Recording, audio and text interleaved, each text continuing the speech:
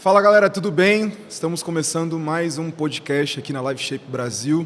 Sempre uma alegria muito grande estar aqui com você, podendo compartilhar um pouco das experiências que Deus tem colocado no nosso coração, com convidados excepcionais, gente amiga, gente querida, que tem nos abençoado com a sua presença. Estamos aqui no meio da 104ª edição da Assembleia Batista Brasileira, está acontecendo ali, está sendo muito, muito legal.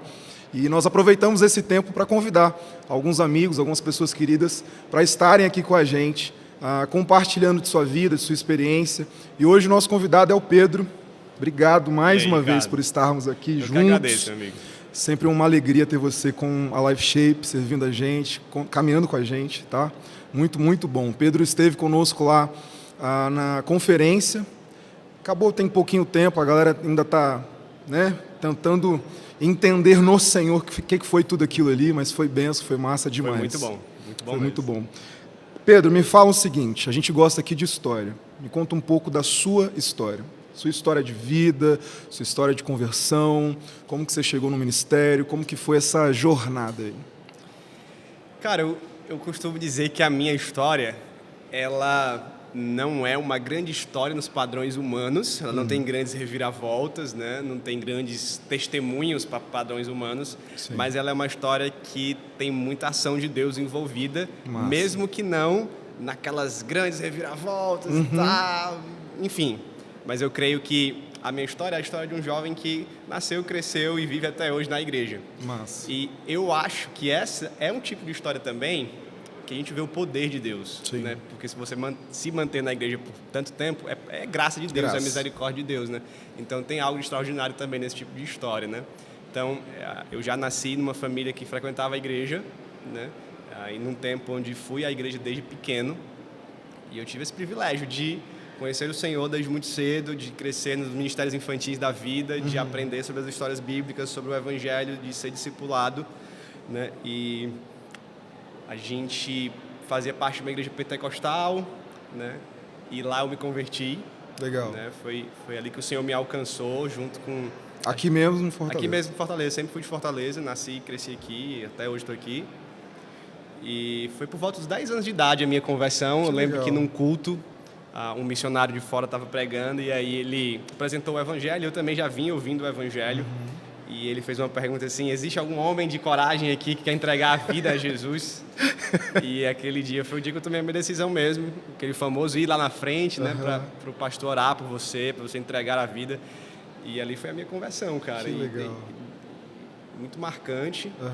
E a partir dali comecei a caminhar, né, a vida cristã como igreja. Sim. Eu tive uma adolescência na igreja também, mas eu fui aquele adolescente muito apagado, assim, no serviço da igreja, né?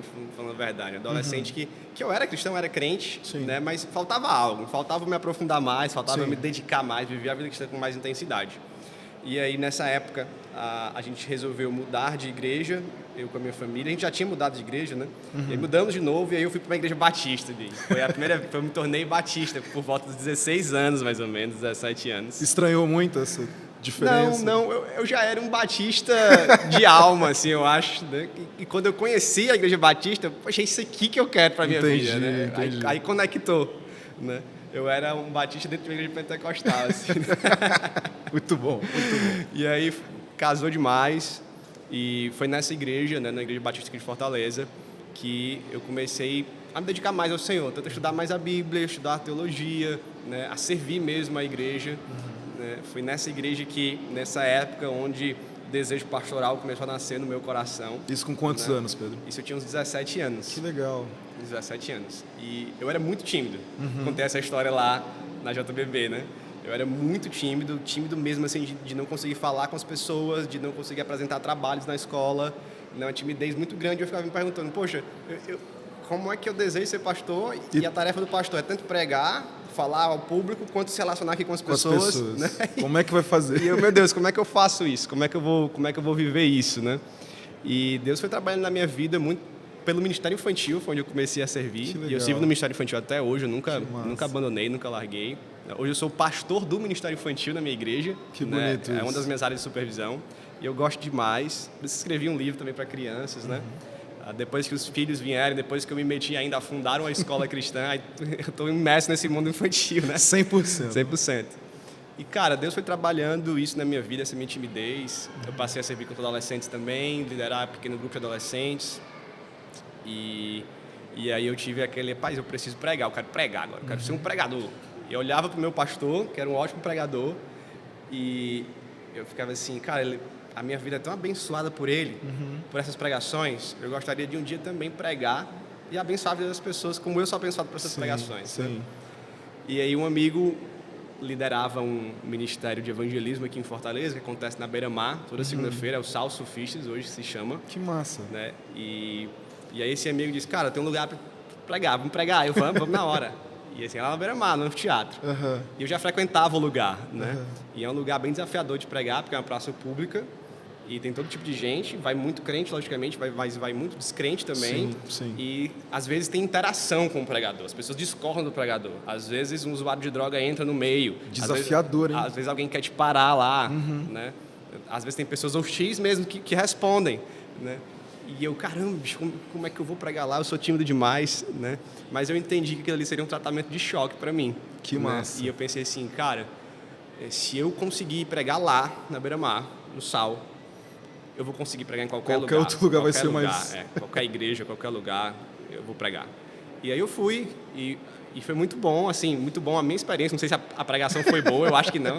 As primeiras pregações não são boas. Geralmente. Às vezes eu vejo jovens que... Hoje é a minha primeira vez pregando. Aí o cara prega bem. Eu, caramba, bicho, se a minha primeira pregação fosse assim, eu tava bem demais, né? Mas, enfim... Mas foi muito boa a experiência e eu comecei a pregar lá, foi o meu primeiro ponto de pregação, assim, e aquilo me forjou demais como pregador. Que legal. Comecei a estudar também sobre pregação, né? Li um livro que me marcou demais, para os pregadores aí que estão assistindo, que é Pregação e Pregadores, do Martin Lloyd-Jones. Esse livro, para mim, eu já li vários livros de pregação ao longo da minha vida, e esse foi o primeiro, e até hoje é o melhor. Um clássico. É o que me marcou. Um clássico. Né? Eu vivo falando dele para os outros, e me marcou demais nessa época, né, que eu comecei a estudar pregação. E comecei a pregar, cara, e comecei também a produzir conteúdo na internet, bem despretensiosamente. Sim. Né? E as pessoas começaram a ler na época dos blogs. Era o pessoal da geração mais nova sabe nem o que é isso. Mas antigamente a gente escrevia textos na internet, escrevia artigos para postar na internet. Publicava. E aí eu comecei a escrever blog, né? E as pessoas começaram a ler. E eu, meu irmão, que legal, né? Tem gente lendo. Que né? massa. E aí o público foi crescendo, depois eu fui para fazer alguns vídeos também, em redes sociais. Né, e esse ministério da internet apareceu assim na minha vida também, né? E eu tenho feito isso até hoje. E aí, quando eu conheci a minha esposa, eu conheci a minha esposa numa conferência. Olha aí, gente. Ó, conferência é bom para isso, hein? Conferência, retiro, né? Mas a gente não era da mesma igreja, né? E eu conheci a minha esposa na conferência da Editora Fiel, que teve aqui em Fortaleza. E aí a conheci, nós nos conhecemos, e aí conversamos e decidimos começar a namorar, então. E a gente não era da mesma igreja. Quando a gente foi casar, a gente noivou. A gente noivou com 6 meses de namoro. Ô, louco! Foi. E foi bom, cara. Foi bom demais. Sim, né? sim. E foi uma das melhores decisões da minha vida. Depois de entregar a minha vida para Cristo, foi entregar a minha vida para Larissa. Que legal, né? que massa. E tem dado muito certo até hoje. E aí, quando a gente foi casar, foi uma dúvida, né? E aí, ela vai para minha igreja ou eu vou para a igreja dela? E eu acabei indo para a igreja dela, né? Entendi. Eu entendia que era uma igreja melhor para a gente estar. Né? Fazia mais sentido eu ir para a igreja dela. E aí eu cheguei lá, tornei líder de jovens. Depois fui chamado para o ministério pastoral. Né? Foi uma época, assim, contar esse rápido testemunho, Sim. em que eu trabalhava na empresa familiar, né, com meu pai. E a gente fez uma viagem para os Estados Unidos. Meu pai gostou muito dos Estados Unidos. Fui para os Estados Unidos, né? Um país totalmente diferente. E aí meu pai e minha mãe vieram com a ideia, nós vamos morar nos Estados Unidos. Né? E aí, desde a primeira vez que ele falou, eu falei, eu não vou morar nos Estados Unidos. Eu não vou morar nos Já Estados sentiu Unidos. que não era... Eu quero ser pastor e eu estou trilhando um caminho para ser pastor aqui no Brasil, não nos Estados Unidos. Né? Na época, eu já estava, digamos, galgando alguns passos, desejando o ministério pastoral, sendo já visto como isso. Assim, pai, será que eu... Eu sei que tem igreja nos Estados Unidos, poderia ser um pastor lá, mas o caminho já está feito aqui. Já tá aqui, acho que Deus me chamou naquele momento para estar aqui. Legal. Né? E aí eu lembro que eles foram e eu fiquei, né? Eu fiquei desempregado na época que a gente ia passar a empresa para outras pessoas, né? Para ir para os Estados Unidos. Né? E foi a época que eu cheguei para o pastor e falei, pastor, minha família está indo para os Estados Unidos e eu quero ser pastor. E aí a igreja decide, então vamos lhe chamar para trabalhar na igreja. Que massa, foi nessa que legal, época. que massa. E aí, depois meus pais voltaram, eles estão morando aqui, mas eu fiz essa transição assim, foi bem radical, né? E aprendi muito, e ainda aprendo muito no Ministério Pastoral, lá na igreja, né? Passei um tempo num estágio, depois fui ordenado em 2018. E Deus tem me sustentado. Aí hoje nós já temos 3 filhos, a igreja tem crescido muito aqui em Fortaleza, né? Já somos 5 pastores lá. Que legal, Pedro. Né? E vai fazer 7 anos que eu estou no Ministério Pastoral. Então, Deus tem feito muita coisa, né? Comecei a viajar pelo Brasil para pregar e, cara, isso mudou minha vida de um jeito muito bom, de conhecer pessoas, como eu conheci o Web, conheci a Life Shape. Todo ano eu conheço igrejas, conheço pessoas, pastores, gente diferente, denominações diferentes. Isso abre um pouco a nossa mente. Abre demais a nossa mente. Eu sempre digo para o pessoal que vive a vida na mesma igreja, assim, cara, conhece outras igrejas. Fura a bolha, né? Não precisa sair da sua igreja, mas conhece outras igrejas, conhece outros crentes. Sim. Porque você vai passar a ter uma visão maior do reino. E essa visão do reino maior, cara, ela fez muito bem para a minha vida. Né? Eu digo que eu nasci em berço pentecostal, estudei com os presbiterianos e sou um pastor batista. Então eu conheci essas 3 denominações assim, demais. Né? E, por exemplo, no nosso meio, é muito comum a gente criticar os erros dos pentecostais, por exemplo. Sim. Né? E as pessoas criticam, às vezes, com muita acidez, com muito desamor. Por quê?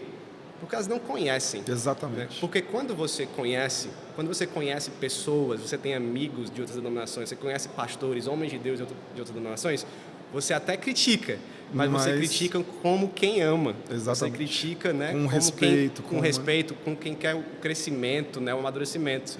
Né? Então, hoje eu olho para outros lugares e falo assim, poxa, esse lugar precisa melhorar, aí tem que fazer uma crítica aqui. Mas eu não critico como indiferente, ataque, porque eu já né? estive e eu amo as pessoas que estão lá. Né? Então, né, essa ideia de você conhecer outras denominações, fazer amizades do reino, é muito bom, cara. Isso realmente abriu muito a minha mente, né? E me transformou, assim. Por exemplo, eu não sou um pastor batista da convenção, mas eu conheço muita gente aqui e eu tenho muitos amigos, né? E se um dia eu for fazer uma crítica à convenção, a convenção precisa melhorar. Eu vou criticar como quem ama a convenção. Quem né? está ali. E não quem está ali, tem que acabar e tal. Então, né, foi algo que mudou muito a minha vida, realmente. Massa. E assim, a gente conhece tantos irmãos e irmãs com coração tão piedosos, né? Gente crente mesmo, gente que leva a teologia pentecostal tão a sério, de estudos, de compartilhar conteúdo e tal. E, de fato, você ter esse acompanhamento, esse caminhar junto, abre a sua mente, né, para que você possa conhecer outras denominações, saber o que Deus está fazendo através dessas denominações, né, e saber que o nosso mundo não é só a nossa bolha ali, né, batista, presbiteriana, né, enfim, mas que Deus se move e trabalha através da vida dos crentes que estão no mundo. Isso é muito legal, isso abre muito a mente também. Foi algo que eu também percebi, assim, porque eu também fui imerso na bolha batista, né? E falava, não, isso aqui que a gente faz é maravilhoso, né? É muito grande e tal, até você conhecer o que Deus está fazendo através de outras denominações, os missionários que Deus está enviando através de outras denominações, você fala, não, peraí, tem muita coisa acontecendo, né? Eu participei do GIM em Portugal e eu falei, gente, Deus está fazendo algo poderoso, assim, através da vida de jovens líderes, né? O que Deus está fazendo, por exemplo, através da liderança nas Filipinas, cara, é muito bonito. A galera com menos de 25 anos plantando igreja no mundo inteiro, entendeu? É muito bonito e constrange o nosso coração, né? De saber que Deus está fazendo, está trabalhando através de pessoas que entregaram a sua vida para Ele. Isso é muito legal.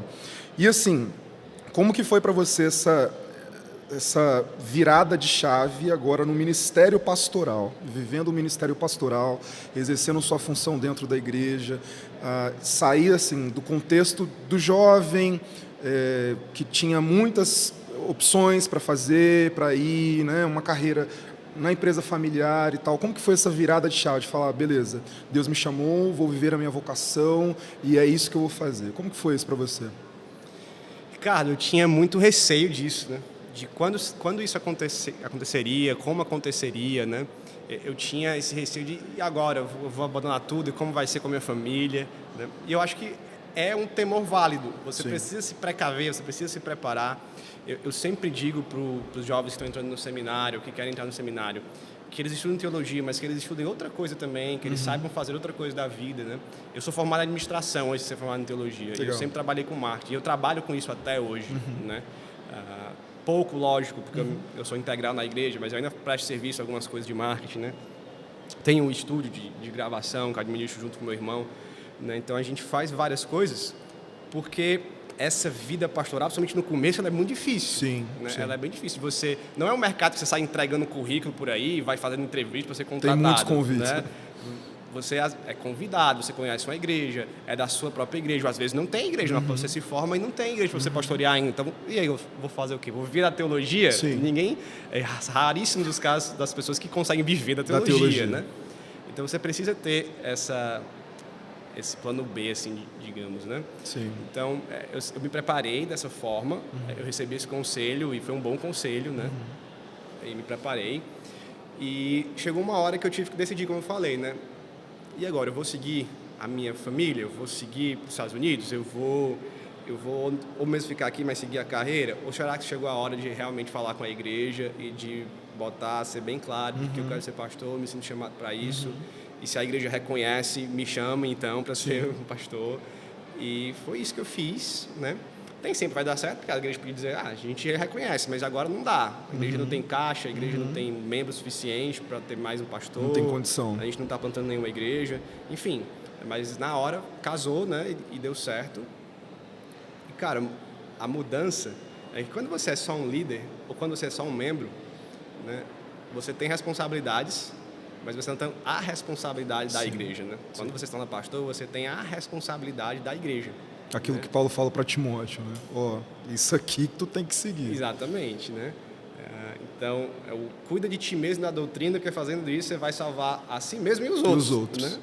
Quando você está ali, só você é só você. Mas agora você, como a palavra diz, você zela espiritualmente pela vida dos membros da igreja, né? Então, você é esse cuidador de almas. Então, isso é uma responsabilidade muito grande. E aí está em tudo que a gente faz como ministério, né? Não só pregar, mas você vai aprendendo que você precisa fazer outras coisas, né? Tanto coisas administrativas da igreja, que são importantes demais e que a igreja depende disso para sobreviver, quanto todo o outro resto do ministério pastoral, de ensino, de aconselhamento, de visita, de estar com as pessoas, de conhecer as pessoas. Que é tão intenso quanto... Sim, que é muito intenso, né? Então, você tem essa responsabilidade agora, isso é um bom peso, né, de responsabilidade. Né? Não deve ser um fardo, mas deve ser um peso que a gente lida com a responsabilidade. Né? E aí você agora tem esse tipo de tarefa, né? E as pessoas olham para você, porque você é o pastor delas, né? Então, aqui elas vão recorrer na hora do choro, do conselho, do desespero, das alegrias também, das necessidades, elas recorrem ao pastor. Né? Então, isso muda muito. Muda muito essa responsabilidade, que é o que o seminário não ensina e nem tem como ensinar, eu acho, né? Talvez conversando com os pastores, você vai sendo preparado, mas isso é algo que você só percebe na prática, no dia a dia. Né? Chão de fábrica. Né? No chão de fábrica mesmo, chão da igreja.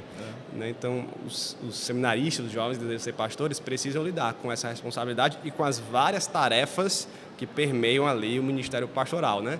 Porque é muito bonito quando a gente pensa assim, vou passar a minha vida pregando, e aí depois de um tempo eu vou escrever livros. Na teoria é muito legal. Pregar aqui na Convenção Batista Brasileira, né? Mas, meu irmão, você vai administrar a igreja, você vai, às vezes vai ter que limpar a fossa da igreja, vai cortar a grama da igreja, né? E vai atender as pessoas. As pessoas vão querer ir na sua casa, você vai nas casas das pessoas, as pessoas vão na igreja, pastor, posso ligar para o senhor, pastor, estou precisando disso. Que talvez seja a demanda, carona até ali, a demanda mais significativa do ministério, né? É você estar com as ovelhas ali. Eu lembro que, eu não sei de quem que eu ouvi essa frase, mas a pessoa falou, olha, o seminário ele não forma pastores, ele vai te formar teólogo e tal. O que te vai formar como um pastor mesmo é o dia a dia, é você estar cuidando do coração da ovelha, é você estar ali fazendo um velório de manhã, à tarde você está fazendo um aniversário, à noite você está fazendo um casamento. Exatamente. É a vida na vida com as ovelhas, é isso que vai te forjar como um pastor. A gente bate muito na tecla na igreja, cara, inclusive falando isso para outras igrejas e outros pastores, de que a gente manda os jovens para o seminário, mas a gente entende que a formação é seminário e igreja. Então a gente tem lado a lado, a gente tem um grupo dos vocacionados. Legal. E que eles caminham junto com os pastores, conosco, né? E a gente já divide algumas tarefas ministeriais. Então, que legal. Vamos fazer, você está estudando teologia no seminário, então vamos discipular, vamos aconselhar também, vamos servir aqui, vem participar das reuniões do presbitério, junto com a diaconia também, as reuniões pastorais, a gente abre às vezes para os jovens participarem. Para ver como né? é que é, isso é verem, importante. Né? A gente leva, a gente vai visitar o irmão no hospital, então a gente pega nesses caras seminários, vamos comigo, a gente vai visitar na casa, vamos comigo. Porque se você só largar no seminário, cara, eles depois de 4 anos eles voltam e aí eles vão ter um choque de realidade muito grande, né? Não vão estar prontos. Então as igrejas precisam atuar nessa formação de novos pastores. Nós somos muito carentes disso, né? Precisa incentivar, identificar aqueles que têm o desejo, aqueles que amam o ministério pastoral. Sim. E trabalhar nessa formação é como um discipulado. Um discipulado para o ministério pastoral. Um treinamento ali, um trainee, né? Trainee. Que você vai ali realmente na lado prática. a lado, tanto com a teoria e com a prática também, ensinando. Então, isso é muito valioso. A gente tem tentado fazer isso muito lá na igreja, né? Para desenvolver novos pastores, novos missionários, plantadores de igreja. Agora, você tocou num ponto que eu sempre tive um pensamento assim muito de cuidado. Porque, falando em discipulado, né, da própria liderança, do corpo ali, do colegiado de pastores e tal, como que você enxerga isso? Colocando assim, velha escola, né, a nova escola de pastores, o cuidado de fato, né, com o pastor que está sendo formado ali, com o seminarista. O que eu encontro, o que eu vejo muitas vezes, é que a gente tem assim, o seminarista, né, ele vai ser formado e tal, e tem uma demanda que ele precisa suprir dentro da igreja. Então, ó, beleza, se formou, agora você vai para lá. Mas você não tem um acompanhamento efetivo da vida do cara. Assim. Isso é extremamente importante, extremamente especial. Assim. Onde será que a gente tem falhado nisso, Pedro? Em relação a esse cuidado, esse discipulado, com essa liderança que está vindo, com os novos pastores, com essa galera que está sendo formada dentro das nossas igrejas locais, para poderem desenvolver o chamado, a vocação que Deus colocou no coração deles. Cara, eu acho que começa com a falta de visão, e aqui eu não vou generalizar, né? Porque muitas igrejas e muitos pastores têm feito isso, mas em muitas ocasiões, né, e eu falo isso tanto por conhecer contextos como por ouvir as pessoas compartilham, né? Eu tenho um livro escrito sobre isso, sobre jovens líderes do ministério pastoral, e eu produzo conteúdo sobre isso, então eu escuto muito feedbacks sobre isso, né?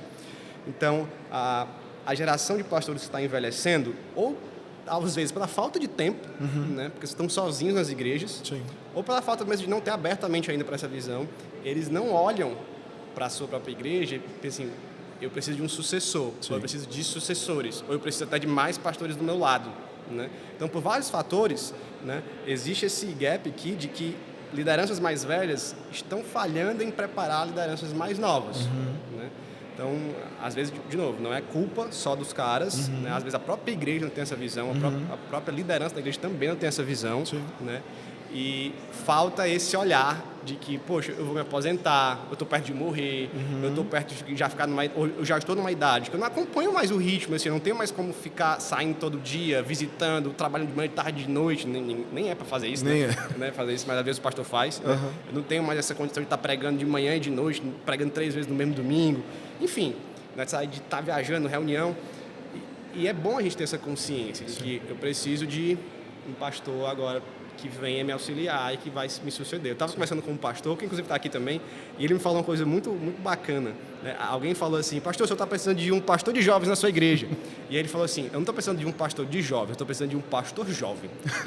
Porque eu estou perto de me aposentar e eu preciso de um pastor jovem comigo, para que ele ande comigo, para que ele aprenda e que eu vou passar o bastão para ele. Legal. Eu falei, pastor, essa é a visão. Visão de cuidado. Essa, não é só que você precisa de um pastor de jovens para botar ele ali, cuida do ministério aí, que eu não quero, né? Isso aí. Você precisa de um pastor jovem, né, para seguir o rumo da igreja, né? Legal. Porque os pastores passam, a igreja fica, né? Então o bastão tem que ser passado. E eu acho que essa complementariedade de gerações é muito boa. Sim. Né? Não é só o jovem que precisa do pastor mais experiente com ele. O pastor mais experiente também precisa do pastor mais jovem. Eu sempre esse alimento sempre bato é nessa tecla, muito né? bom, né? o mais antigo, o pastor mais experiente, tem muito que ensinar com aquilo que ele já viveu, que ele aprendeu. Né? E o pastor mais jovem, ele tem muito que ensinar também. Às vezes ele está mais atualizado teologicamente, com as ferramentas, ele entende mais de como a igreja se comunica hoje, né? Entende mais de comunicação. Ele traz uma nova energia, novas ideias, e eles vão se equilibrando, e isso é muito bom, cara. Continuar avançando. Isso é muito bom, esse diálogo, né? Às vezes a gente tem um orgulho, né? O pastor mais jovem, ele acha que ele sabe tudo. Não, esse pastor já passou, ele é antiquado. Ele tem muita sabedoria ali. E o pastor mais antigo, às vezes, tem assim, pastor jovem, né? Novo, passei por muita coisa. Até uma questão do medo também, né? Porque ele vai... Então, esse orgulho, esse medo, né? Essa briguinha tem que acabar. E o diálogo é muito importante, a igreja tem muito a ganhar com isso, né? Às vezes você tem aquele medo de, rapaz, o pastor ali prega melhor do que eu, a igreja vai começar a ficar, né, mais encantada por ele. E se for, amém. Amém, porque você vai ter um pregador melhor do que você para conduzir a igreja quando você passar. E saber que a igreja também não é nossa. Exatamente. É de Jesus e ele que vai colocar. Não é nosso, né? Então eu acho uma bênção. Eu vejo jovens assim, na minha igreja que eu vejo assim, poxa, esse cara começou a pregar agora e ele prega muito melhor do que eu quando eu pregava. Ele faz coisas muito melhor do que eu. Eu sou novo ainda, né? Mas o cara já está ali despontando e meu irmão, amém, faça aí. Legal. Deus deu dom, Deus deu capacidades a cada um, né? Massa, isso é muito legal. E assim, entender que Deus ele vai usar as pessoas de acordo com as necessidades que ele encontra para aquela localidade ali, né? Para aquela igreja local ali. Então, quando eu leio as cartas a Timóteo de Paulo, eu tenho essa sensação que Paulo está preparando Timóteo para assim. Ele não diz isso em nenhum lugar de forma explícita, mas pelos conselhos, por tanta coisa que ele fala a Timóteo, pelo amor que ele demonstra para o Timóteo, eu tenho a sensação de que ele vai falar assim, vai lá, Timóteo, seja melhor do que eu. Eu estou te preparando aqui para você ser melhor, para você ser esse líder da igreja, porque ele vai morrer. Meio que eu passei por essas coisas, eu vivi isso Ele daqui. fala isso, Timóteo, você andou comigo, você viu meus sofrimentos, você viu como eu prego, você viu o meu ensino, você andou comigo em vários lugares, né? Agora é contigo. E aí, a segunda carta, ele já escreve preso porque ele está perto da morte. É como se ele estivesse passando para Timóteo. Assim, Timóteo, você precisa ser melhor, cara. Vai lá e arrebenta, assim. Legal. Né? Então, eu gosto muito das cartas pastorais, né? E Timóteo, ele recebeu todo esse ensino de Paulo na teoria e na prática. Na prática também. E para essa galera que está chegando agora, de novos pastores, novos líderes e tal, na sua visão, Pedro, qual que são os desafios da igreja hoje, 2025, com todas essas questões que nós estamos vivendo como sociedade, como mundo? Quais são esses desafios na sua visão? Era um grande desafio que eu vejo hoje. Sempre foi um desafio, mas eu acho que hoje isso está mais latente, sim. Isso tem sido cobrado mais da igreja e, de certa forma, uma cobrança válida, que é, diria, aquilo que Tim Keller fez muito bem durante a vida dele, né? Que é a comunicação com o meio secular, né? Com as pessoas que são de fora da igreja e com as culturas, né? Então, a igreja evangélica ela precisa aprender a falar com o meio secular, né? A lidar com essas questões que aparecem e que a igreja precisa responder mesmo de uma forma inteligente, com sabedoria, com amor, com discernimento, né? É meio que sair daquela bolha dos clichês evangélicos e começar a construir diálogo com as pessoas, com as demandas das pessoas. E para isso você precisa conhecer as pessoas, conhecer a cultura, se relacionar lá, né? De um jeito redentivo com a cultura, estar lá, ouvir, aprender, ler outras coisas, né? Sair só da leitura teológica, às vezes, e ler outras coisas que estão sendo produzidas, né? Então, a igreja ela tem esse desafio e isso não é só para fora, mas é a nossa pregação fazer sentido para isso, né? O Tim Keller falou muito sobre isso, eu gosto muito do Tim Keller, né? Como você prega o coração das pessoas, é o livro dele sobre pregação, que é excelente, e como você prega o coração secular das pessoas, né? Então, o ministério que ele desenvolveu em Nova York, que é uma cidade completamente secular, é um exemplo para nós. É verdade. Né? É um exemplo daquilo que ele conseguiu fazer lá, né? O livro Igreja Centrada dele é uma... Se você não leu, cara, você precisa ler. Eu ia dizer que era uma Bíblia, mas não vou dizer isso não, né? Eu ia dizer que era a Bíblia do plantador de igreja. Mas já tem a Bíblia. É um manual, depois da Bíblia, de plantação de igreja, de cultura de igreja, né? Principalmente para contexto urbano, né? Sim. Então, esse desafio do diálogo com o mundo secular, para mim, é um grande desafio, né? E hoje eu tenho visto muito esse papo que a gente tem conversado aqui sobre a formação de novos pastores. Né? Esse também, para mim, é um desafio muito grande. Né? Pesquisas estão mostrando nos Estados Unidos, e eu acho que a realidade é talvez seja um pouco melhor aqui no Brasil, mas é muito parecida, né? De que os pastores estão envelhecendo. Né? Os pastores estão envelhecendo e nós não estamos construindo a nova geração na proporção que nós deveríamos construir. Né? Ontem, na ordem, foi falado algo que me impactou bastante. Assim. Nós temos hoje, no Brasil, 16 mil pastores batistas. Abaixo de 30 anos, nós temos 120 e poucos pastores. Então, você vê assim... Sim. Essa galera está passando, né? E a gente não está formando novos pastores. E foi algo falado com muita ênfase, com muita carinho, mas também com preocupação, né? Nós precisamos formar novos líderes, precisamos formar novos pastores. A sociedade tem mudado de uma forma muito rápida, né? Hoje se acorda de um jeito, vai dormir, o mundo mudou em alguma questão, né? Então, e assim... novos pastores, a galera da nova geração consegue acompanhar essa mudança de uma forma mais efetiva, mais rápida. Sim, né? é verdade. Então, formar essa visão é extremamente importante. Assim.